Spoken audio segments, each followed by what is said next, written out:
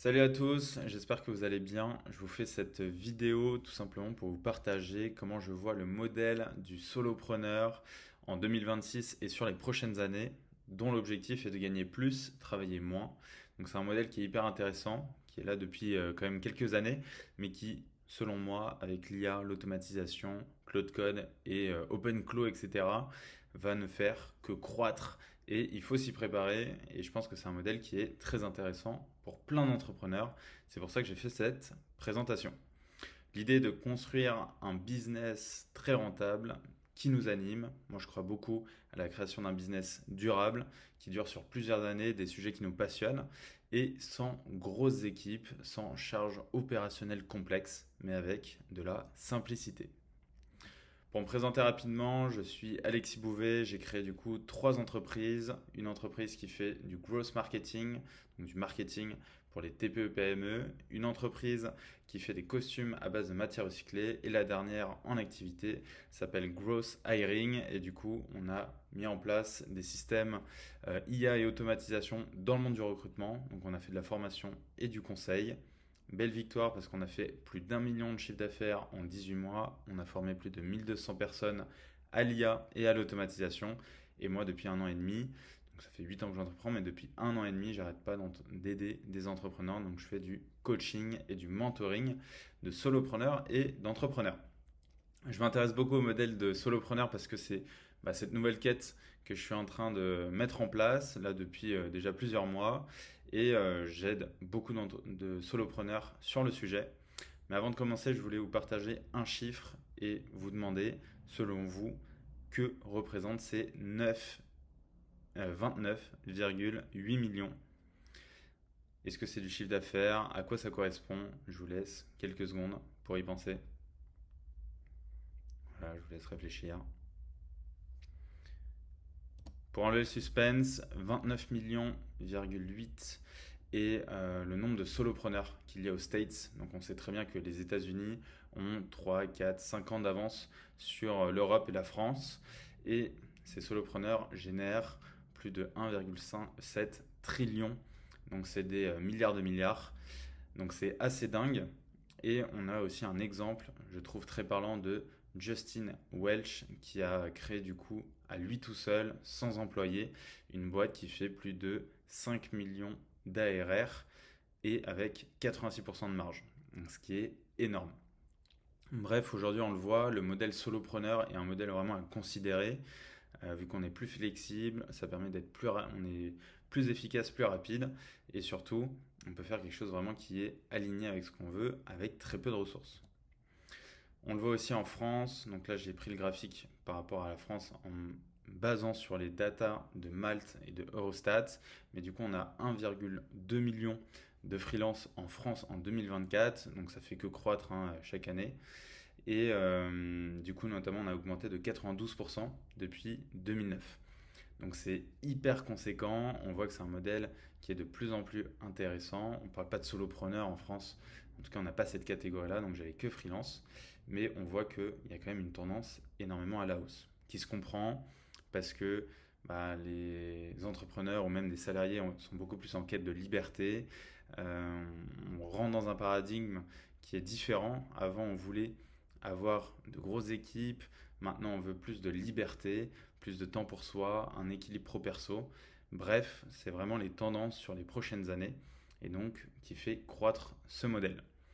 Ce que je disais avant, les symboles de réussite étaient levée de fonds, énorme équipe, ouais, créer vraiment une usine à gaz, en tout cas c'était ça qui était valorisé.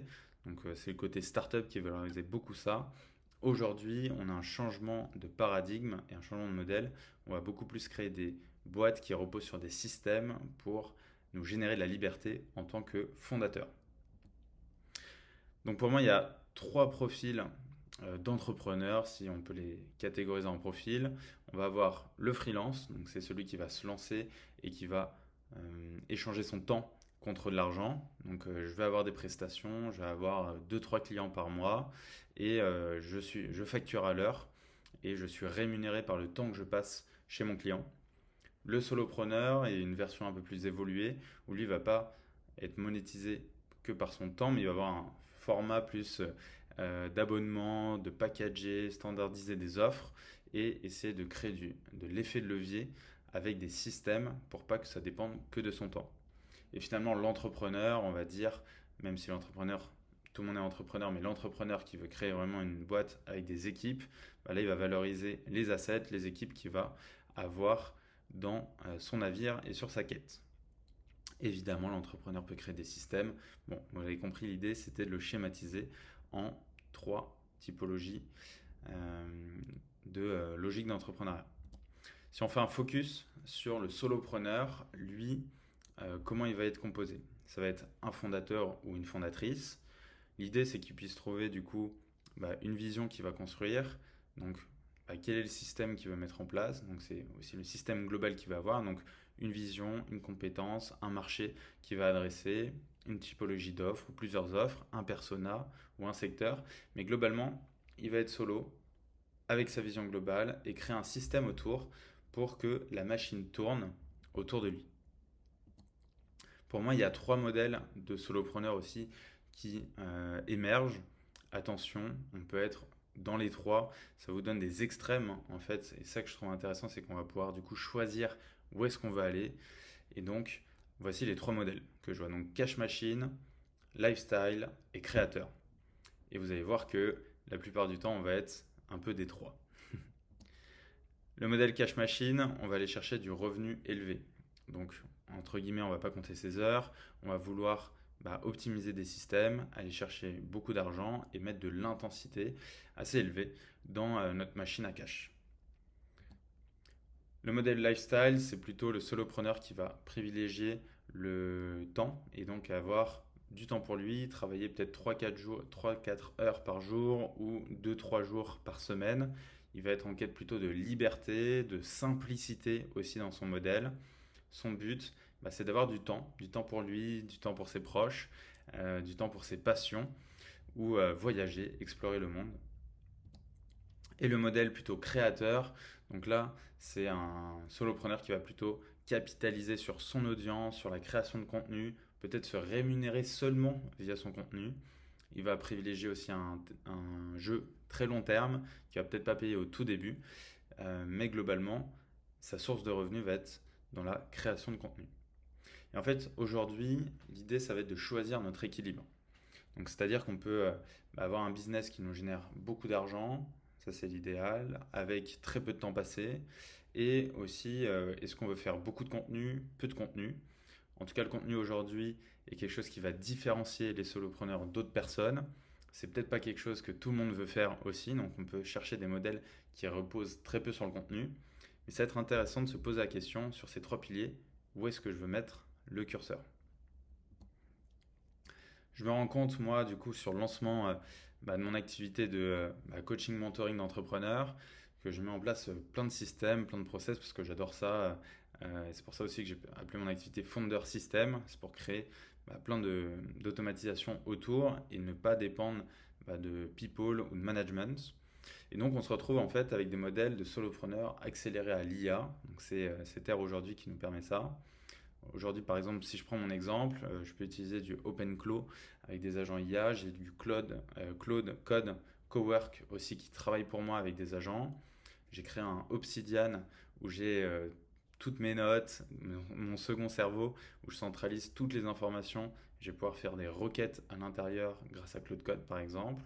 Et j'utilise Granola ou Whisper qui vont me permettre d'enregistrer tous les meetings, avoir toutes les transcriptions ou même faire seulement des commandes vocales à droite à gauche pour que ça avance. Donc globalement, on arrive sur un modèle où on peut optimiser la production, automatiser plein de choses, scaler en fait sans avoir beaucoup de people. Donc on se retrouve en fait avec une équipe de A-players qu'on peut construire sur mesure. Donc un agent sur la création de contenu, le marketing, j'ai un coach sales qui va analyser mes calls, j'ai un EA builder qui va me permettre d'améliorer mes skills, tous mes process, et un IA Ops ou IA Coach, superviseur, moi je l'appelle comme ça, qui va pouvoir m'aider aussi sur le delivery pour voir ce que je peux optimiser. Moi je crois quand même que sur notre modèle de solopreneur, Certes, on a 0 employé, mais on peut s'entourer aussi de personnes autour, notamment je pense à toute la partie admin et financière, avoir une personne qui nous accompagne ou un comptable, ça va être indispensable. Et ça, on ne peut pas mettre d'agent IA, en tout cas aujourd'hui, je ne l'ai pas encore mis en place. Sur la partie contenu aussi, on peut avoir une personne qui nous aide à créer des contenus, rédiger des posts, ce genre de choses. Aujourd'hui, je ne le fais pas. Peut-être qu'à terme, si je veux pousser le contenu à 2, 3, 5 fois plus en production, j'ai mes assistants IA, mais j'aurais besoin de quelqu'un qui va planifier le contenu.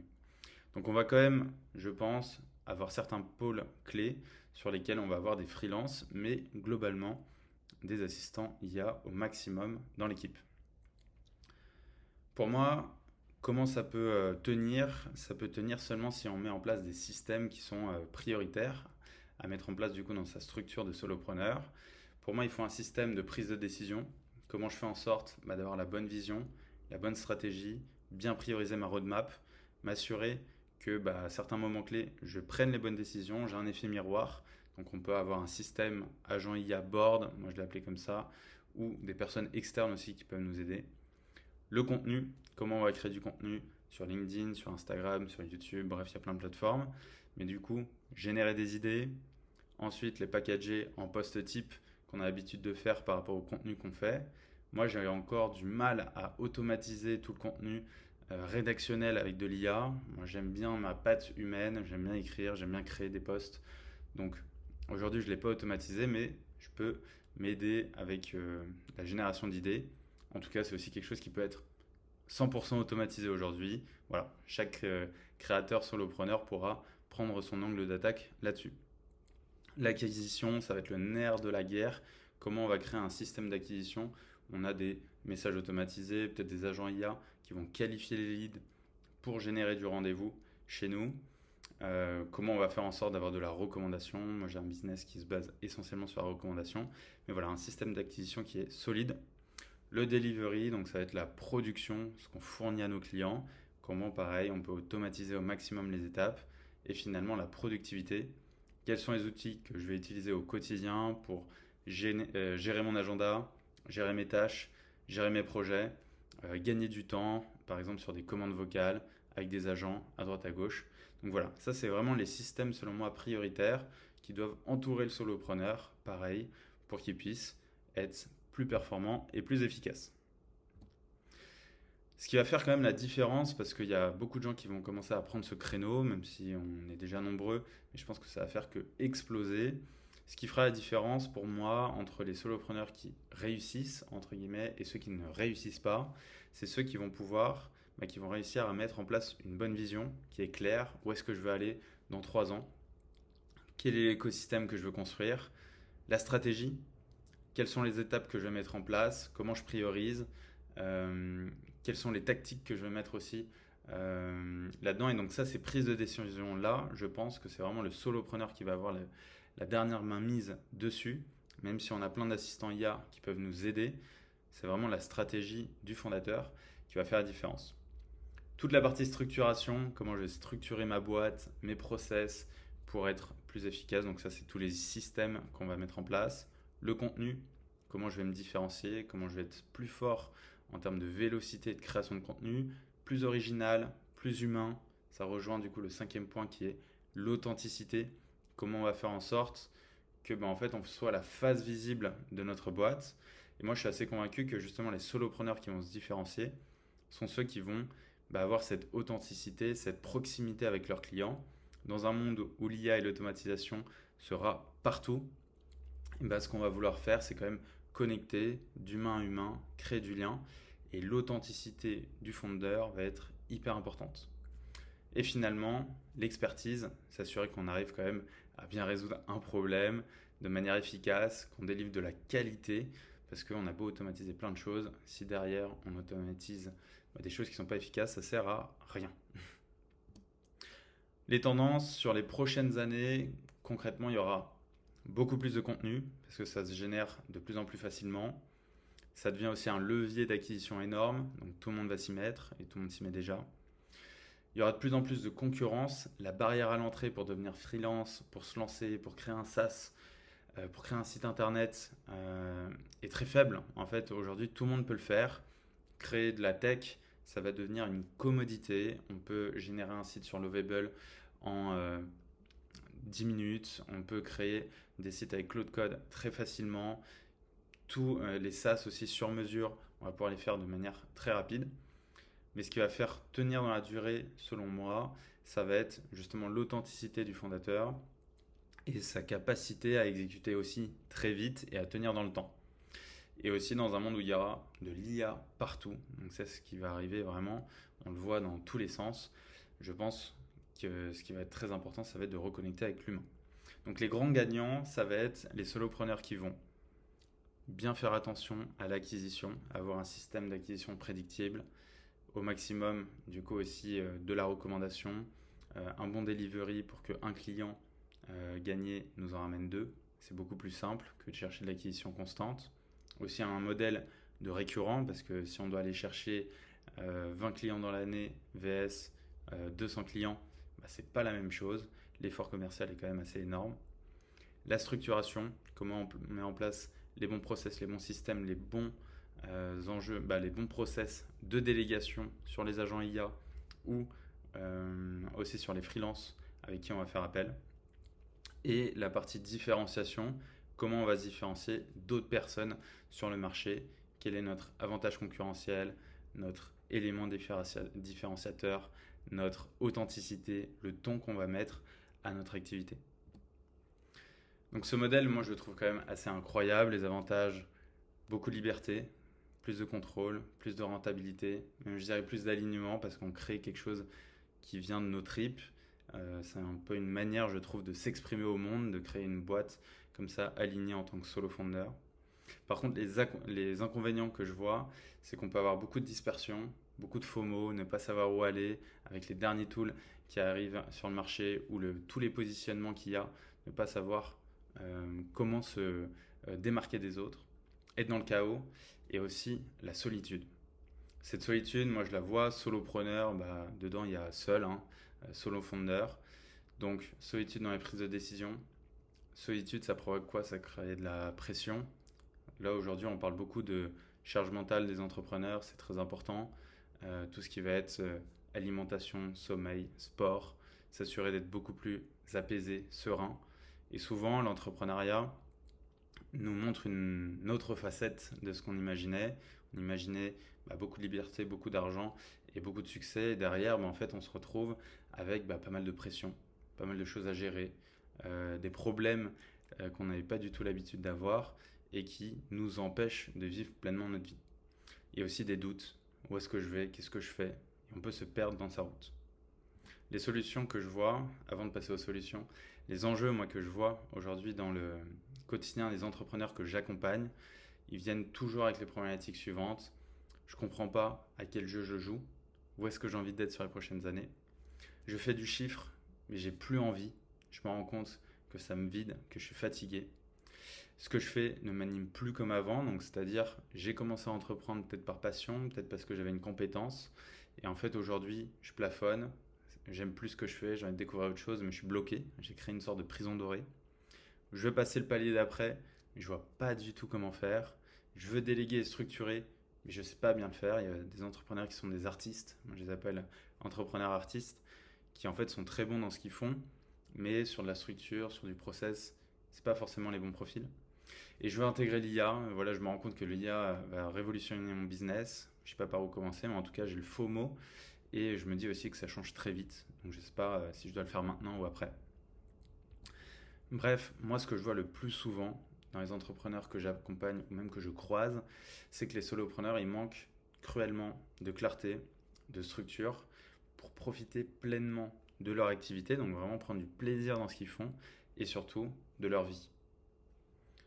Les solutions du coup que je vois, c'est que tout simplement il faut savoir s'entourer, avoir les bons mentors, les bons coachs, dans cette phase où justement on est peut-être un peu plus seul dans un entrepreneuriat plus libre, mais avoir des personnes autour qui peuvent nous aiguiller, nous donner des éléments par des chemins par lesquels ils sont déjà passés, ou faire révéler en nous ce qui vraiment nous anime et là on veut être dans les 5, 10, 20 prochaines années.